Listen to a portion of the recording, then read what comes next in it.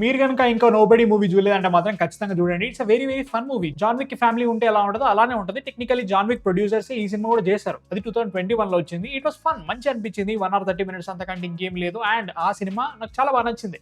అట్లాంటిది ఆ సినిమాకి సీక్వెల్ వస్తుంది, నోబడీ 2 అని చెప్పేసి వస్తుంది అన్నప్పుడు ఐ వాస్ ఎక్సైటెడ్ నిజంగా. బట్ నోబడీ 2 నోబడీ రేంజ్ లో ఉందా అంటే మాత్రం నో, ఖచ్చితంగా లేదని చెప్తా. బట్ మెయిన్ క్వశ్చన్ ఏంటంటే నోబడీ 2 చూడాలంటే నోబడీ 1 చూడాలంటే ఎస్ చూడాలి కంపల్సరీ. స్టోరీ బొక్క కూడా అర్థం కాలేకపోతే క్యారెక్టర్స్ కూడా ఎందుకు అలా బిహేవ్ చేస్తున్నాయి, అసలు ఏంటి, ఎవడీడు, ఈ నోబడీ కాన్సెప్ట్ ఏంటి, ఇవేవి అర్థం కావాలంటే మాత్రం నోబడీ ఫస్ట్ పార్ట్ ఖచ్చితంగా చూడాల్సిందే. అలా అనుకున్నా కానీ ఫస్ట్ పార్ట్ చాలా ఇంట్రెస్టింగ్ ఉంటుంది. 1 hour 30 minutes, ఇది కూడా అంతే 1 hour 30 minutes ఉంటుంది సెకండ్ పార్ట్ కూడా. దాంట్లో స్టోరీని చాలా థిన్ లైన్ పెట్టుకుంటారు. స్టోరీ పెద్ద కూడా ఉండదు, చాలా వరకు యాక్షన్ సీక్వెన్సెస్ నడుస్తూ ఉంటాయి. Those are very very interesting to watch. But నాకు ఈ సినిమాలో పెద్ద ప్రాబ్లం అదే అనిపించింది అనమాట. చాలా వరకు రియలిస్టిక్ అప్రోచే ఉంటుంది ఫస్ట్ పార్ట్ లో కూడా. దాంట్లో యాక్షన్ సీక్వెన్సెస్ కానీ, జరుగుతున్న సినారియో కానీ, ఒక ఫ్యామిలీ మ్యాన్ సడన్ గా స్నాప్ అయిపోతే ఏం చేస్తాడు, ఆ ఫ్యామిలీ మ్యాన్ కి ఒక డేంజరస్ పాస్ట్ ఉంటే దాన్ని ఇప్పుడున్న ప్రజెంట్ తో ఎలా డీల్ చేస్తున్నాడు అనేది చాలా ఇంట్రెస్టింగ్ ఉంటుంది. ఫ్యామిలీ లైఫ్ కానీ, రష్యన్ మాబ్స్ కానీ, వీటన్నిటిని చాలా బాగా చూపిస్తారు. అండ్ ఆల్సో సినిమాలో స్టోరీ అంతా కన్వీనియంట్ గానే ఉంటుంది, యాక్షన్ సీక్వెన్సెస్ కూడా కన్వీనియంట్ గానే ఉంటాయి. But it was fun to watch. ఈ సినిమాలో బొక్క పెట్టింది అదే అని చెప్తా. అంటే ఫస్ట్ పార్ట్ లో ఇవన్నీ వర్కౌట్ అయినాయి అని చెప్పేసి దీంట్లో పర్లేదు ఇంకొంచెం లీనియంట్ గా వెళ్ళిపోదాము, కన్వీనియంట్ గా రాసేద్దాము, క్యారెక్టర్స్ మనం ఆల్రెడీ ఎస్టాబ్లిష్ చేసేసినాం కదా, వీళ్ళు ఏం చేసినా నడిచిపోతుంది అని ఫీలింగ్ తో రాసినట్టు అనిపిస్తూ ఉంటుంది అనమాట.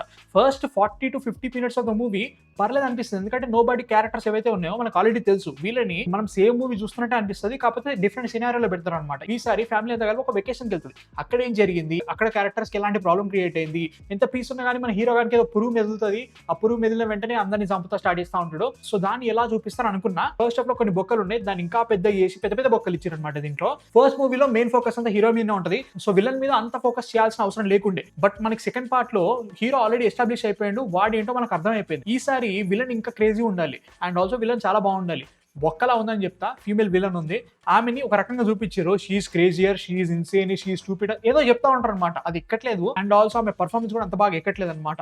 సినిమాలో మనకి కావాల్సినంత యాక్షన్ ఉంది. ఫస్ట్ హాఫ్ చాలా ఇంట్రెస్టింగ్ గా నడుస్తూ ఉంటుంది, యాక్షన్ కూడా బాగా వెళ్తూ ఉంటుంది.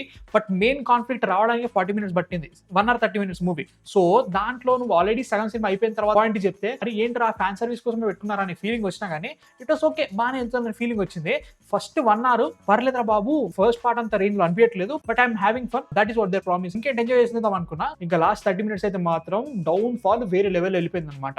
టెక్నికలీ నోబడీ మూవీస్ లో మెయిన్ ఫోకస్ ఏంటంటే లాస్ట్ క్లైమాక్స్ కి ముందు ఒక పెద్ద ట్రాప్ క్రియేట్ చేస్తారు. ఆ ట్రాప్ విలన్స్ అందరినీ చంపుతా ఉంటుంది. ఫస్ట్ మూవీలో చాలా బాగుంటుంది, సెకండ్ మూవీలో కూడా అదే పెట్టుకున్నారు. స్పాయిలర్స్ అనుకోకండి, ఇట్స్ ఎ నోబడీ ట్రెడిషన్.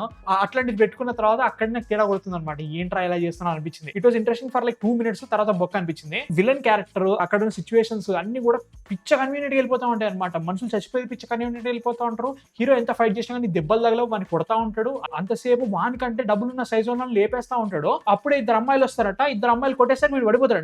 నాకు అక్కడే అనిపించింది అనమాట. కొంచెమైనా రైటింగ్ బెటర్ చేసి అయిపోయేది కదా, ఎట్లా పెట్టి చాలా పెద్ద హిట్ అయ్యే సినిమా అని ఫీలింగ్ వచ్చింది అన్నట్టు. క్లైమాక్స్ లాస్ట్ 30 minutes అయితే మాత్రం క్యారెక్టర్స్ అన్ని పిచ్చి పిచ్చ ప్రవర్తిస్తున్నాయి అని ఫీలింగ్ వస్తుంది అనమాట.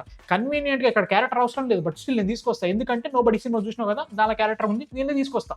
అట్లే ఉంటాయి. అది నాకు చాలా తేడా కొట్టింది అన్నట్టు. స్టోరీ కూడా మనకి జాన్ విక్ థీమ్ లోనే వెళ్తుంది అనమాట. మన ఫస్ట్ పార్ట్ లో ఇది జరిగింది కాబట్టి దాని కాన్సిక్వెన్సెస్ గా ఇది జరిగింది. ఆ కాన్సిక్వెన్స్ ఈ సినిమాలో చూపెట్టాడు. ఇదొకటి ఉంది, నువ్వు చెయ్యాలి, కాకపోతే నేను చెయ్యను, నేను వెకేషన్కి వెళ్తా అంటాడు. అక్కడ పాయింట్ ఎండ్ అయిపోయింది, దాని గురించి మళ్ళీ మాట్లాడు.